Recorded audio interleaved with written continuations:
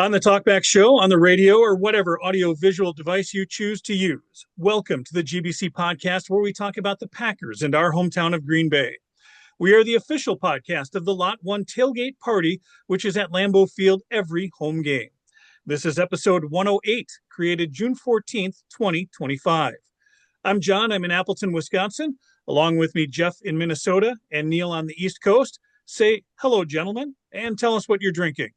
Today, we are going to be dedicating our episode to a lost or forgotten legend of the National Football League, and therefore I am having a lost IPA from Burley Oak Brewery. Hello, gentlemen. On this special occasion today, I've broken out the special bourbon. I am having a Woodford Reserve double oaked neat. And as usual, you guys put way more thought into this than I do. I am simply having an amaretto sour today.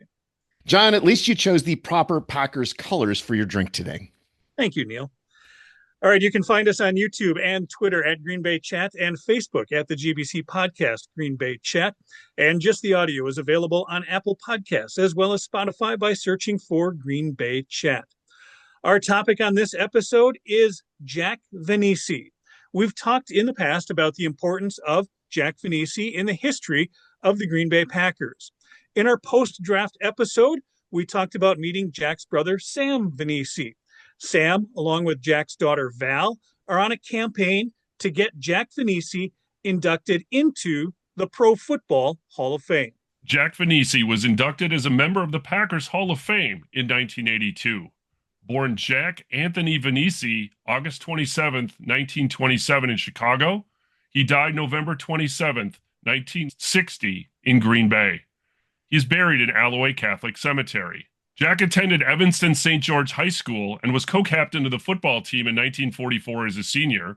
As a junior, he won the Chicago City Championship as a 193-pound tackle. Jack enrolled in summer school at Notre Dame in 1945 and lettered as a freshman on the varsity football team. In 1946, he entered the Army and was serving in Japan for General MacArthur. He was captain of MacArthur's football team when he contracted rheumatic fever, which enlarged his heart and ended his football career. He returned to Notre Dame after his illness and graduated in 1950. Jack was hired by the Green Bay Packers on September 13, 1950, at the age of 23, by Gene Ronzani to keep records on college players, handle statistical information, etc., according to a note in the Green Bay Press-Gazette. Jack attended his first NFL draft in January 1951 after just 4 months on the job. He was better prepared for the 1952 draft, having compiled a list of almost 1,000 prospects. Jack was much more involved in the process of gathering information, which meant the Packers were better prepared as well. Their selections that year reflected the effort that had been made. Babe Parilli, Billy Houghton, Bobby Dillon, and Dave Hanner. Throughout the 50s, Jack's involvement in the organization grew, and the Packer drafts became more impactful. Jim Ringo was drafted in 1953. Max McGee was drafted in the 5th round in 1954. Forrest Gregg, Bob Skronsky, and Bart Starr were drafted in 1956. Paul Hornung in 1957. Dan Curry, Jim Taylor, Ray Nitschke, and Jerry Kramer in 1958. Boyd Dowler in 1959. In all, Jack Vainisi helped to facilitate the Packers drafting 8 players enshrined in Canton: Taylor, Gregg, Starr, Nitschke, Ringo, Hornung, Kramer, and Dillon. In addition, Jack helped to sign Hall of Famers Willie Wood as a rookie undrafted free agent, Henry Jordan, 1959 trade with the Cleveland Browns, Willie Davis, also from the Cleveland Browns, Herb Adderley as a recommendation to Lombardi before his death, as well as over 20 others inducted into the Packers Hall of Fame. 17 of the 22 starters in the 1961 championship team were brought to the Packers by Jack Vainisi. Perhaps Jack's greatest achievement was his involvement in bringing Giants offensive coordinator Vince Lombardi to Green Bay to coach the Packers in 1959. Jack died at only 33 years old of a massive heart attack attributable to his bouts with rheumatic fever. Although he never got to see his hard work pay off in the 5 championships for the Green Bay Packers in the 1960s, as well as all of the players enshrined in Canton, we would like to see his legacy officially acknowledged with his induction into the Pro Football Hall of Fame. To talk more about the life of Jack Vainisi and why he deserves induction into the Pro Football Hall of Fame, our guest is Jack's younger brother, Sam Vainisi. Sam, welcome to the podcast. Thank you. Thank you for joining us. Neil and I got to meet you the weekend of the NFL draft in Green Bay. You and your niece, or Jack's daughter, Val, were out there collecting signatures for a petition. And this is a petition you're trying to get Jack considered for induction into Canton, into the Pro Football Hall of Fame. Tell us how successful your weekend was. Well, considering that we had 2 out of 3 days that we were able to collect, as you know, Friday was kind of a washout with all the rain, but we did pretty well. We got between what we collected at the field along the Lombardi Avenue, plus petitions that we had in certain restaurants and taverns, etc., and some that we got from Heritage Hill. We ended up with a couple thousand signatures. What are you doing with those? Like, are they getting packaged together? Who are you going to present those to? Right now, my thought is that I'd like to collect a lot more, and I'd like to wait until Jack is part of that 50 that are considered. And like this, 2 years ago, Jack was in that group of contributors of 50 to be considered. Last year, Ed Codal was instead of Jack. Both of them are deserving. And I guess my key two man is going to be Pete Doherty. Pete is a longtime friend, longtime client. My wife and I have taken care of his dog, treated him for glaucoma for quite a few years. So Pete has been in and out of our clinic quite a few times. And when Pete knew I was really wanted to get Jack into the Hall of Fame, he said, let me make the introduction. So he submitted about 10 years ago, he introduced Ray and put Jack's name in for considerations. And so from that time on, we've kind of just been waiting to see what might happen. But I thought with these signatures, if I get enough of them and Jack is being considered, I would ask Pete as a personal friend, because he's probably going to be one of the selectors, because I think last year it was Chris Crystal, and I think this year it's going to be Pete. And I'd ask Pete if he would do me a favor and just submit the petitions, and hopefully we'll have maybe 4,000 or 5,000 by that time. There is an online petition. People can go using the internet and get involved in this contribution. We had that when we had the Heritage Park meeting. We will probably try and do that, better. I'd kind of like to, when the football season got started, get into that a little bit more with petitions. Who's been very, very helpful in getting Jack is Corey Campbell. Corey Campbell and her mother are the ones that designed all the monuments that are along. The mother unfortunately passed away, and when they had done 24 of them, and then I talked to the mother right before, and I said, "Had you ever considered Jack?" And she said, "Yeah, Jack was on our radar, and we ran out of money." They got about $1 million from the Oneidas to do those 24 monuments. So when she passed away, then Corey came and spoke to me, "You still want to do it?" And I said, "Absolutely." I said, "I've got the perfect corner for it." And so Corey designed the entire thing. Corey's been a big part of trying to get Jack into the Hall of Fame. We had a very big program planned before the NFL and the Packers announced that they were going to have a restaurant type of program where, eat with the NFL or something like that. But anyhow, we had planned to have a program. In fact, we had even rented out the Riverside Ballroom, and we had speakers lined up. David Moranis, Mike Lombardi, John Anderson were all going to be on the program. And then when the Packers and the NFL announced they were going to have this on Wednesday, that was the day we planned. When they announced that, it took all the air out of what Corey wanted to do. So we just kind of abandoned it. And that's when I got more. I said, well, I'm going to go through and put my tent up and show Jack's wall of fame that I have in my clinic and see how many petitions I can get signed. And then at that same time, Cliff was on the board at Heritage Hill, and he called me. He said, "Sam, Heritage Hill would like to do something to help Jack get into the Hall of Fame." And so I met with the board, and we sat down and talked about having a program. They wanted to have it on Friday. They said, "Can you get some good speakers?" I said, "I can. Do you know of anybody offhand you'd like to have?" And they said, "Well, Warren Gerds, who happened to be an old client of mine," and he said, "Warren Gerds is willing to speak." And I said, "Well, I think I can get about 5 speakers put together, and we can have something for 2 hours, 20 minutes apiece." And so I talked to Warren, and I was going to take the first 20 minutes and talk about Jack's early years, what I thought primed him to be the football man that he turned out to be, kind of his destiny, you might say. And so I was going to do that. And then Warren was going to talk for 20 minutes. And then when Jack was inducted in the Green Bay Hall of Fame back in '82, Bob Hoole was a sports announcer for BAY back in those days, back in the 60s, 70s, 80s. Jack's wife, Jackie, worked with Bob Hoole at BAY. And so Bob Hoole had done a really nice video about Jack, showing the 18 notebooks that he had. And Jack went through, it was about a 10-minute video, and he explained everything, his whole program for drafting and all the coaches that he talked to and re-talked to. And it was very impressive. So that was shown at that Hall of Fame. And so his daughter Valerie showed this at the Heritage program. I've read a lot about these notebooks that Jack had. Are those still around? Does Val have those? Do you have those? No, I don't.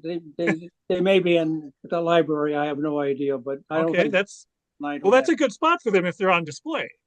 Yeah, no, it was really quite impressive showing Jack going through everything with Bob Hoole. John Mino was the master of ceremonies, and John's a great guy and an old friend. And then Royce Boyle, who used to be a sports announcer in Green Bay, and then he ended up going to Milwaukee. But Royce wrote 3 books, 2 of them actually with Dave Robinson, Lombardi Legacy. And the Lombardi Legacy is a whole chapter about Jack that Dave Robinson wrote. And then the third book that they had was one with Herb Adderley wrote with Royce Boyles. But Royce Boyles was on the program. And then I said, Royce, do you think you can get Dave Robinson to be on the program? And he called Dave, and Dave answered back. He says, hey, I'll talk for the whole 2 hours. And 20 minutes will be just fine. We had it all set to go. And of course, it rained like the devil that day, which was good for us because not too many people were walking around the stadium. So we had kind of a full house over at Heritage Park. Worked out beautifully. The day at Heritage Hill, you mentioned Warren Gerds, John Mino's there, Dave's there, Michael Lombardi there as well. You have some luminaries that are really on your side on this, adding to Pete Doherty as well. Is everybody kind of helping with this push? Are you getting a lot of good traction to get Jack into the Hall of Fame? Well, I'm getting a lot of good traction from different sports announcers. I would welcome more from the Packers, so I'm hoping that they'll step up.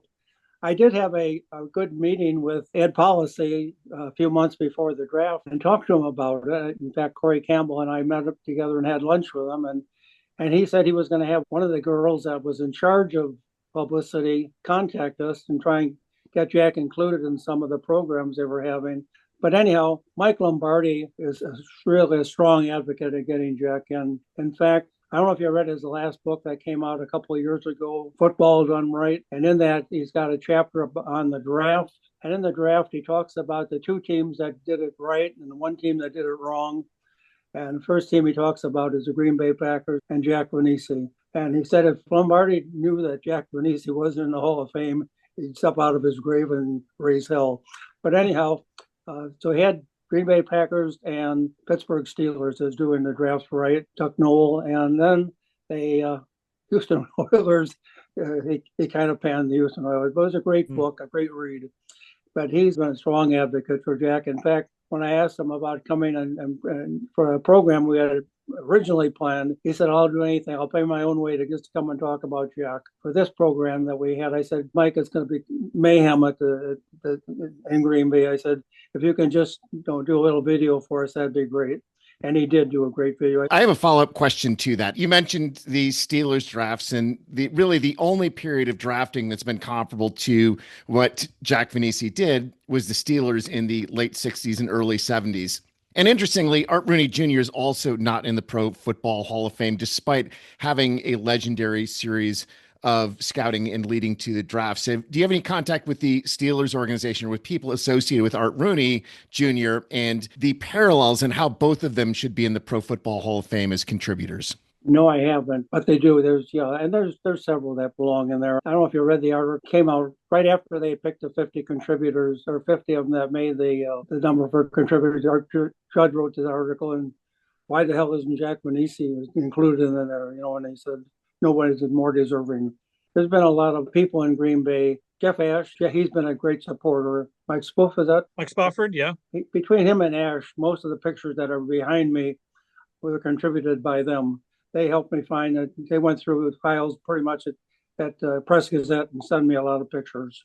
Well, Sam, you can add us to that train. We want to be on this train, and we want to help get Jack inducted in the Pro Football Hall of Fame as well. And this is something that we even had talked about before we had met you as well. It's one of those things where we've looked at the draft of the 1950s, and it's been a curiosity for us. There are a lot of great players that Jack found, brought into Green Bay in the 50s, but it's not until Lombardi really brings them together in 1960 is when things come together.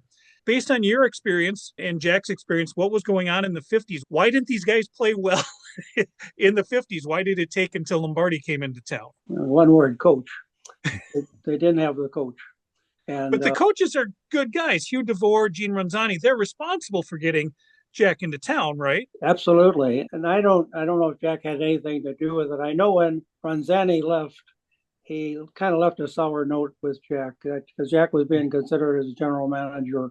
And Gene was not for it. He said, you can't trust him. And I suspect that Jack didn't back him up when they were thinking of firing him or losing his job.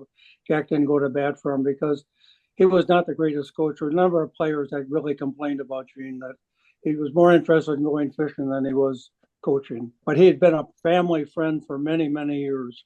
And that's how Jack went up there with him right after Jack graduated and Gene was hired here. That brings up a good question too, Sam. You've told us about growing up. You grew up on that north side of Chicago by Wrigley Field, and these players for the Chicago Bears, Danny Fortman, your favorite player, these guys came and ate at your house. Gene Ronzani ate meals at your house that your mom cooked, and he and Jack had a great friendship. Why Green Bay, though? How did these guys end up in Green Bay instead of doing all this in Chicago? Jack was, very close with Muggsy, grew up with Muggsy. And of course, as the Hellises were neighbors of ours. We all grew up together, played football on the street together. But then they kind of parted a little bit when Jack went to a different high school with the Christian Brothers, and Muggsy went with the Jesuits at Loyola. And they kind of separated at that point.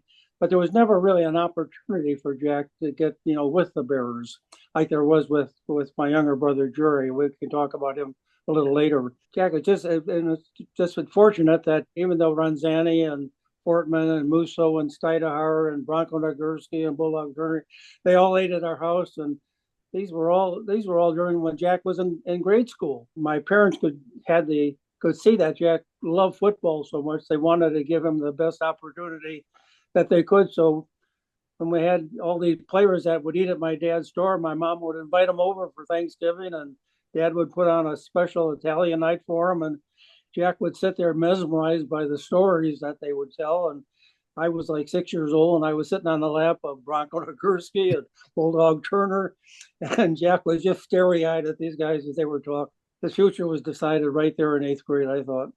Well, I want to say we're thankful that Jack made his way to Green Bay, but you followed along as well. Now, you took a different path. You weren't a football player. How did Jack talk you into moving to Green Bay? What brought you here? Strictly the outdoors. Jack knew I was an outdoor person. Football couldn't have meant anything to me. I loved basketball. Football was for the rough guys that wanted to get their heads knocked out. But I enjoyed basketball. But anyhow, Jack knew that I loved to fish. I loved to hunt. And so when I graduated and I spent a year in Chicago right after I graduated, then I had to make my decision what I was going to do. And Jack said, please come up here. We need a small animal veterinarian. He said, you're going to love it up here. And I said, I know I would. So it wasn't a big decision for me to come up to Green Bay. And I just want to make sure everybody knows your background. You are a veterinarian. You are a world-renowned veterinarian, Sam. Let's not sell you short here. Is there a veterinarian Hall of Fame? And if so, are you in it? My wife is nodding her head yes. I was one of when we started, my interest was ophthalmology. So when I came up to Green Bay and I practicing, I wasn't getting any referrals in ophthalmology, which was what I really would primed to pursue. There weren't too many ophthalmologists in the country that could handle things to cataracts and the things like that on animals. And I had all that experience, and I just wasn't getting it. So that's why after 5 years, I left Green Bay and went back and got some more training. I went to Stanford, spent a couple of years there in ophthalmology, and got my training. And then came back to Green Bay and spent part of my time in Green Bay and part of my time in Chicago. And during that time, I met my second wife, who was an excellent veterinary ophthalmologist. And together we just enjoyed the last 50 years together. Sam, tell us about the elephants.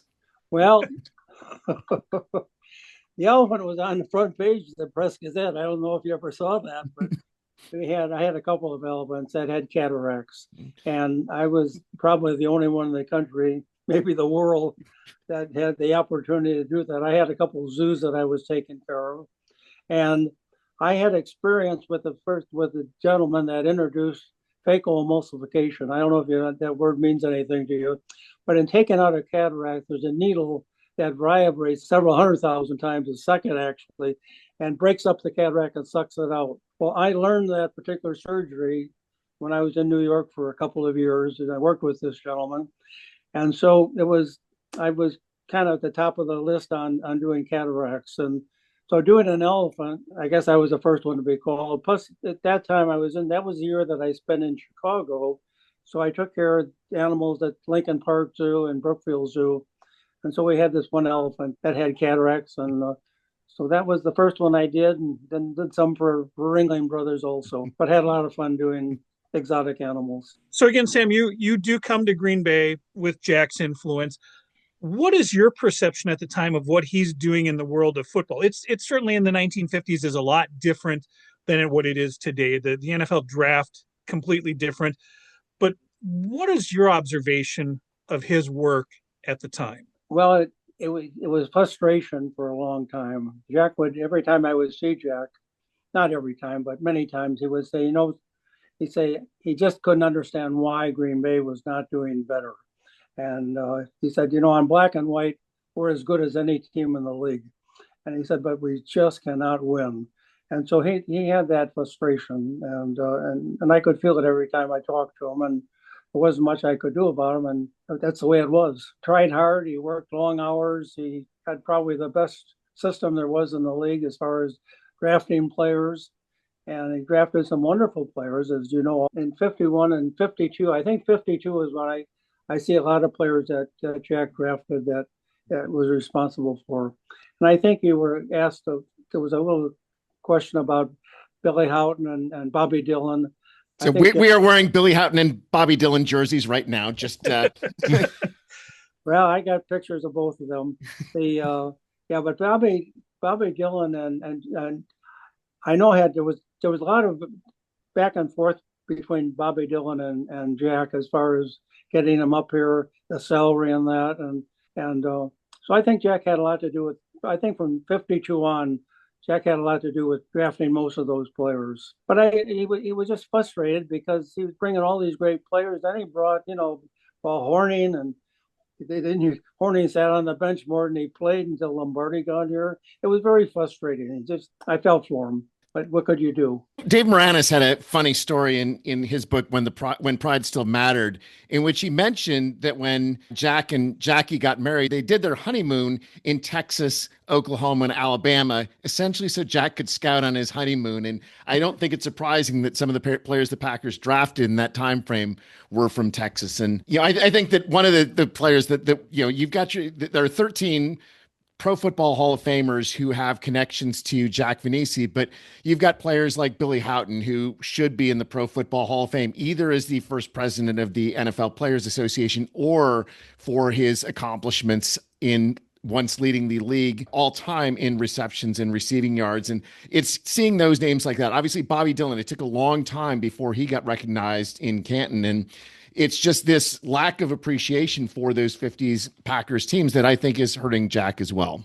Absolutely. And I agree with you 100%. I went to the Green Bay Hall of Fame a number of years ago, and I was looking for any recognition for Jack, and there was actually nothing there. So I complained about it, and they finally put a little bench there recording some of Jack's accomplishments. And then they put a few letters, which I actually have on my wall of frame here. They put a few letters with the players that he had written, like Kramer and Willie Wood and Nitschke, and that where they honor them in the Hall of Fame. They had the letters that Jack had written to them.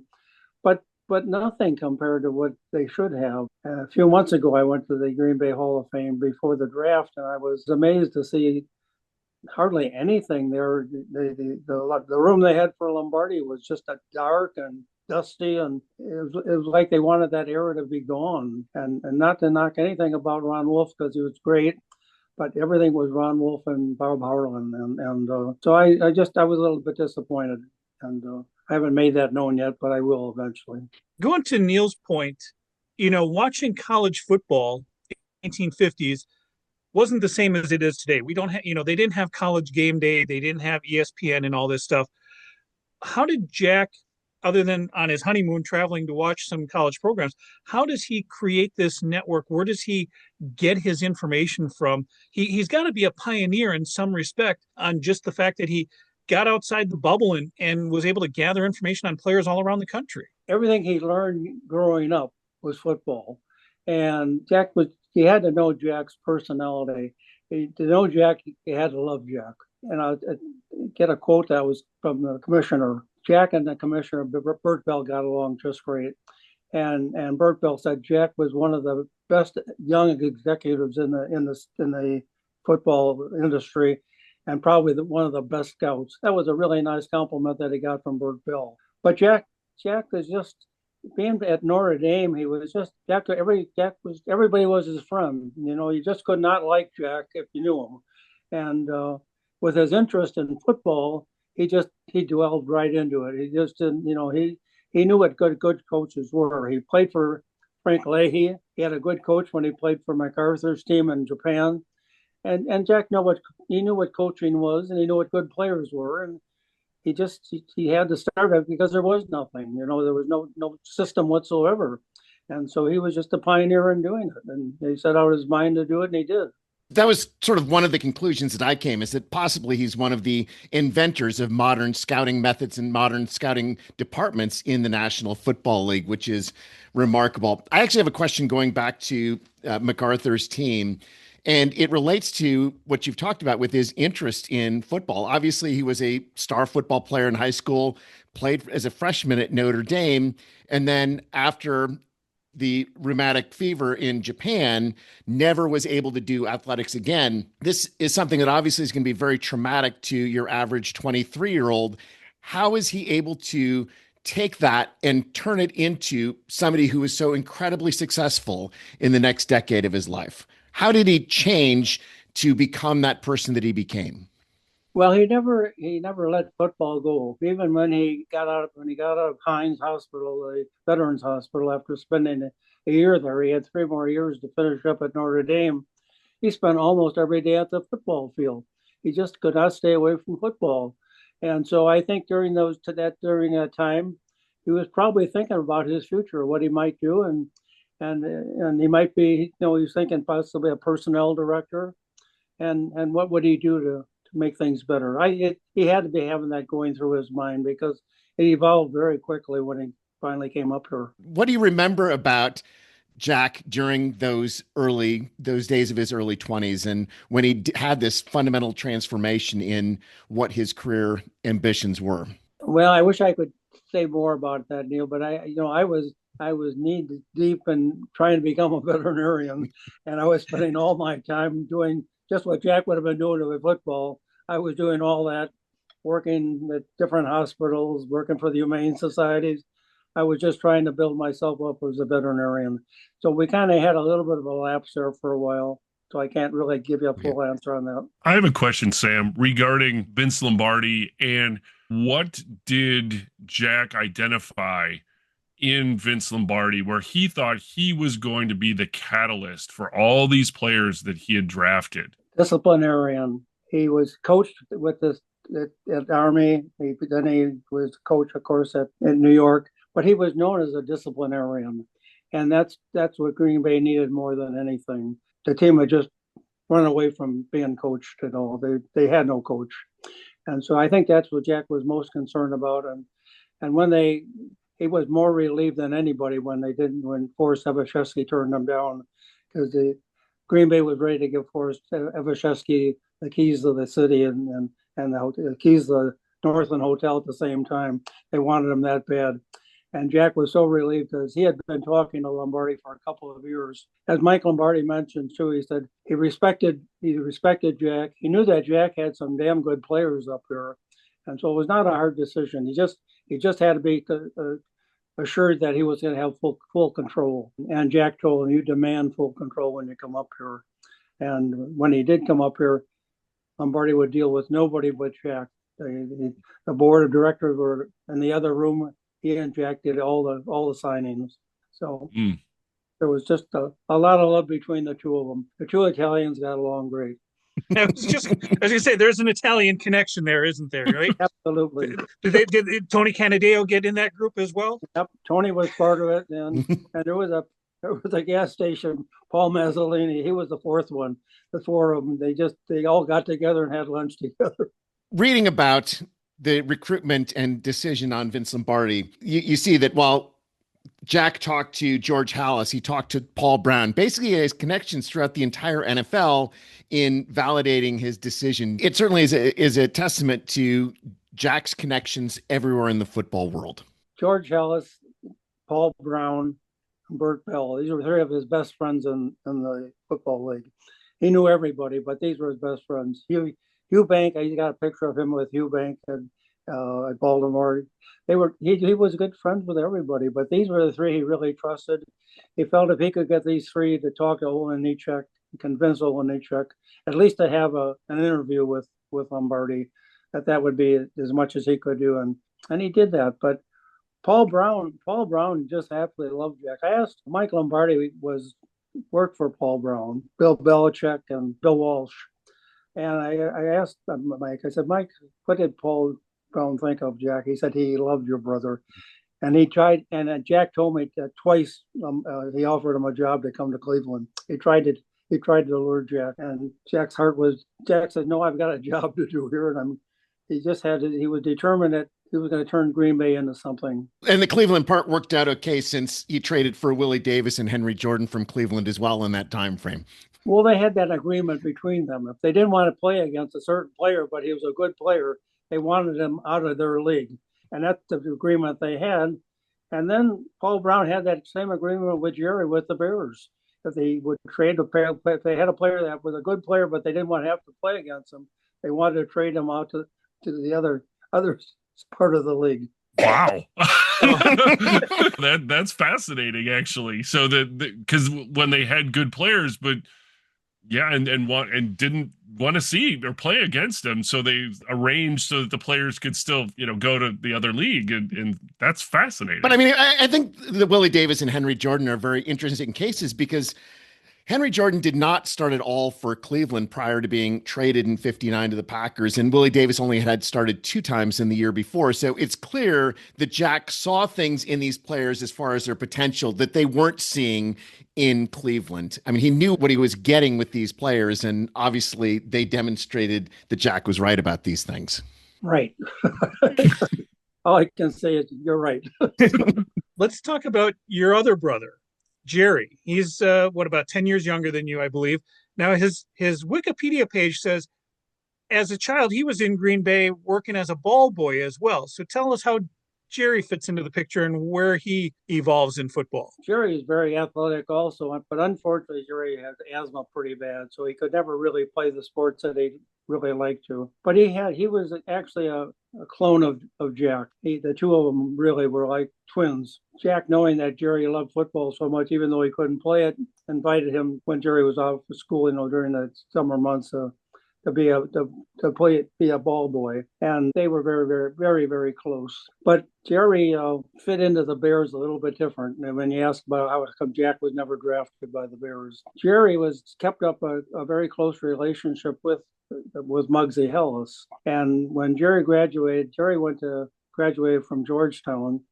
And then he went into broadcasting for a while. For a year, he went to Mammoth, Illinois, but he had graduated in business at Georgetown. And after a year, he just decided to go back and get into what he had, basically accounting. So he was hired by Arthur Anderson, who was there for a while.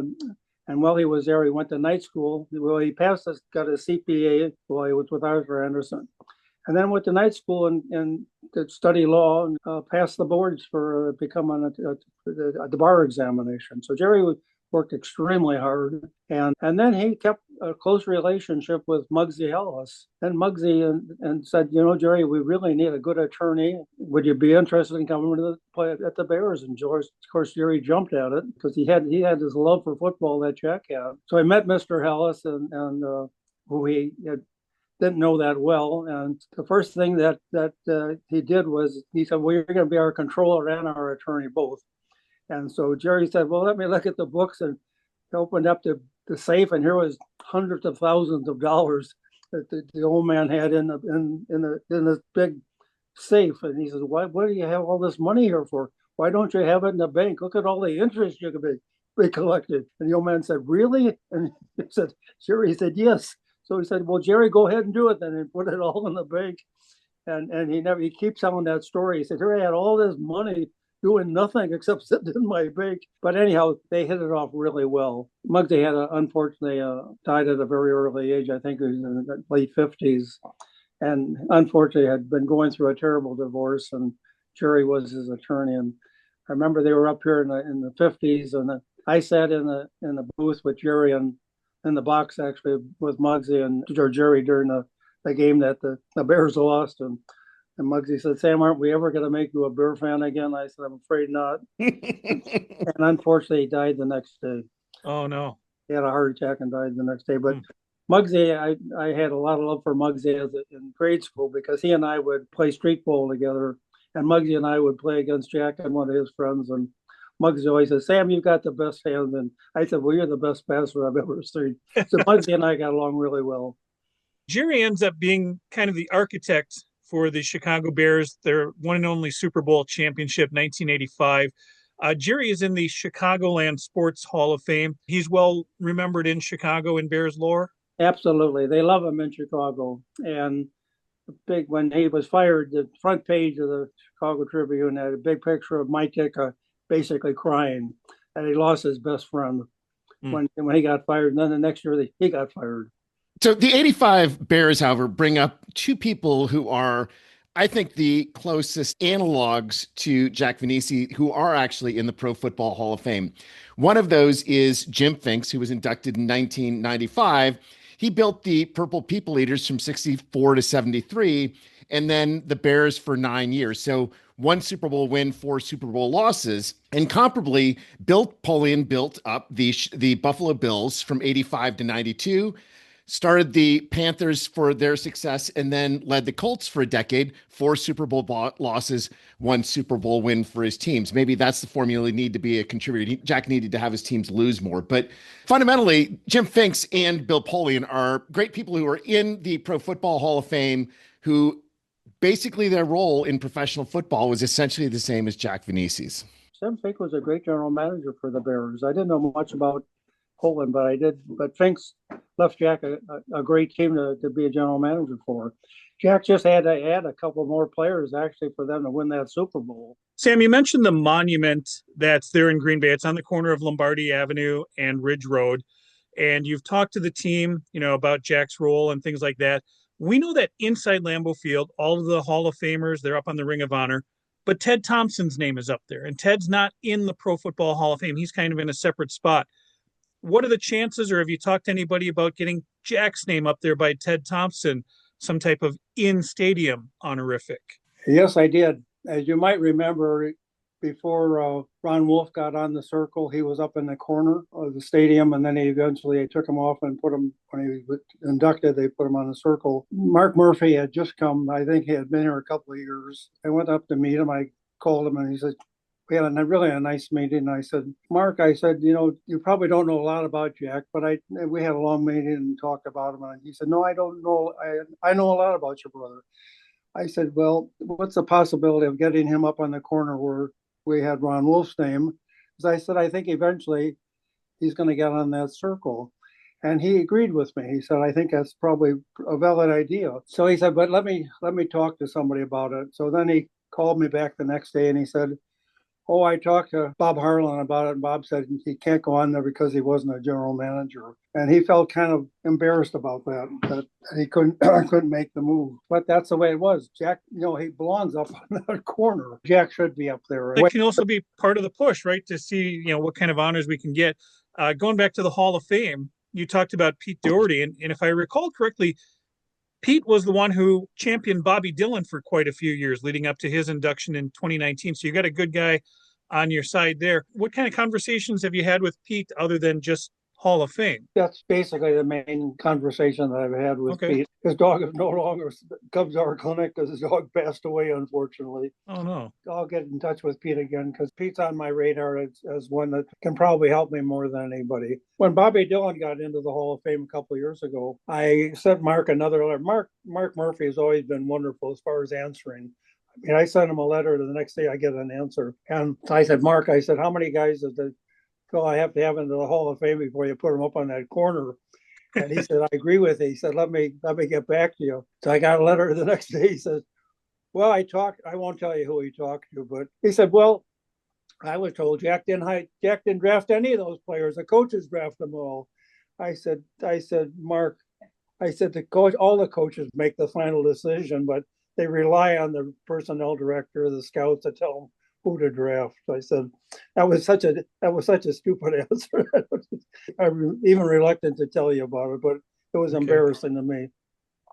Well, I'm curious because you've got a direct line to Mark Murphy. Can you tell him, hey, these guys on the GBC podcast are pretty cool. You should get on their show too. Mark, when we had the dedication for Jack at the monument, Mark was there, and David Moranis was our guest, was the main speaker.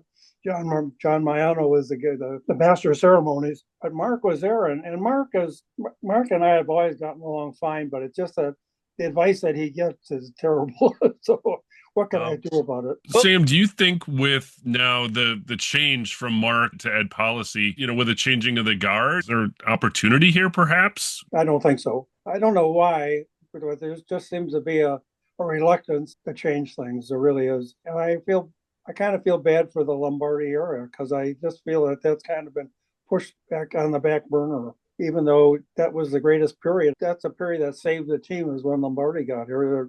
And I give Jack a lot of credit for, Green Bay staying in Green Bay because they were on the verge of, being shoved out of Green Bay. That's actually an interesting component related to Jack, though, because as you said, Jack was really pushing Lombardi to say, I need total control. And, in the 59-60 season, when the Giants were trying to lure Lombardi back to New York, and they were pushing very hard and working with the New York media, one of the things that was apparently decisive for Lombardi was the fact that he did have total control in Green Bay, and he never would have gotten that same total control in New York. And so, yeah, I think that you're absolutely right about this element of how do you keep the Packers as one of these legendary franchises? And apparently George Halas and Pete Rozelle were of the very same opinion as far as why Lombardi staying in Green Bay was such a central component to the future of the National Football League. I agree with you. I really do. I don't know what more I can say than what you just said there, but I guess I'm speechless. I'm not sure what to say. Okay. Well, Sam, we definitely, we're going to carry the torch for you. We are going to put this podcast out that, we believe strongly in Jack Vainisi, deserving to be in Canton, to be in the Pro Football Hall of Fame. You have a petition out there. We'll direct people on where they can go with that. But for you, what comes next? Corey Campbell is a very close friend, and she's planning something very big for Jack during the football season. And something that we were unable to do during the draft because of what the Packers and the NFL did together. She's got something really big that she'd like me to participate with her in. And that's about all I could say right now. I think as far as petitions are concerned, there is at that Heritage meeting, the Senator Andre Jacques, who's a senator from Wisconsin, and Rebeck, who I remember she ran for governor, they both put out a petition all about Jack and what he has accomplished, and they wanted everybody to sign a petition for him to get him in the Hall of Fame. So we'll push more on that particular petition and others, and we'll have. I'm sure we're going to have a big banquet and have the Jack Vainisi Award that was going to be part of this original one, and get the speakers back that we wanted, Moranis and Mike Lombardi, and make it a good show. And I don't expect any help from the Packers, though. I think that's all going to be something we do on our own. I wish I could say that, Ed Policy would be on our side. And he talks like he's on our side, and maybe he is on our side, and maybe he's just too busy.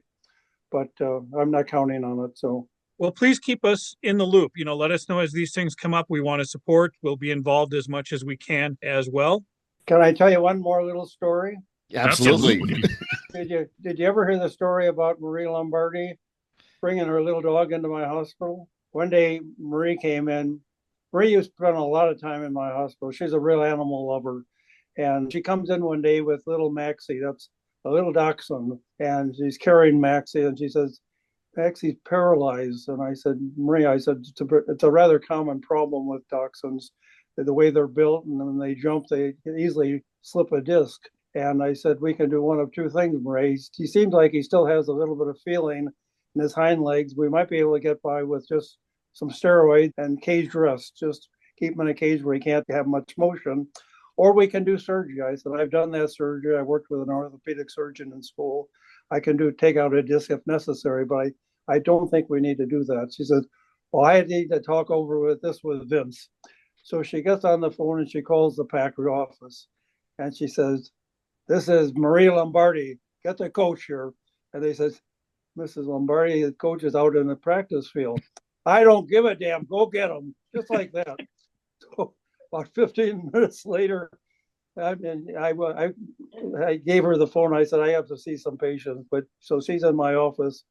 And I could hear everything that was going on because it was so loud. And about 15 minutes later, Vince gets on the phone and she tells Vince the problem. And there was silence for a while. And all of a sudden, it's like the phone blew up. It said, you mean to tell me you got me off the GD football field for that GD dog? And he slammed down the phone. And everybody in the hospital could hear it. And she just walked up to me and she gave me Max. She said, Sam, do whatever you think. Max turned out just fine. But that was typical Lombardi. Sam, that's a great story. Thank you for closing that one. I think that's all we really need to stay for today. Right, Neil, Jeff? I mean, we can't top that one. All right. So if you're watching us on YouTube, please hit subscribe, leave a comment.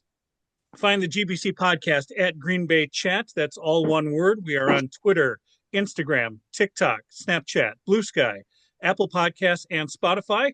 And we are on Facebook at the GBC Podcast Green Bay Chat. And you can follow us on any and all of those social media platforms.